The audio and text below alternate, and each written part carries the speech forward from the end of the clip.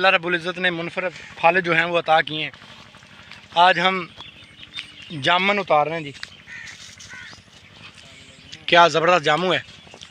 और ये दो जवान जो हैं वो चढ़े हुए हैं जामुन पे और बेड़ा गर्क कर रहे हैं। ये इतनी बड़ी टहनी जो है वो तोड़ दी है। ये एक शापर भर चुका है, दूसरा शापर वो लेके बांदर की तरह चढ़ा हुआ है ऊपर और उतार रहे हैं। आपने भी खाने हैं तो आ जाएं, बड़ा मज़ेदार है। जामू जो है इतना मुफीद है कि आपके मैदे में कोई भी चीज़ है जो हज़म नहीं हो रही, चाहे वो बाल ही क्यों ना हो, और एक जामुन का दाना खाने से वो बाल जो है वो हज़म हो जाता है। तो मैदे के लिए इंतहाई ज़बरदस्त चीज़ है, शुगर के लिए इंतहाई ज़बरदस्त चीज़ है।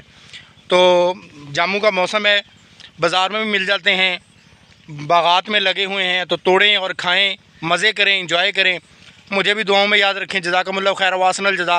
अस्सलामु अलैकुम वरहमतुल्लाहि वबरकातुहू। एक छोटे से व्लॉग के साथ अल्लाह हाफ़िज़।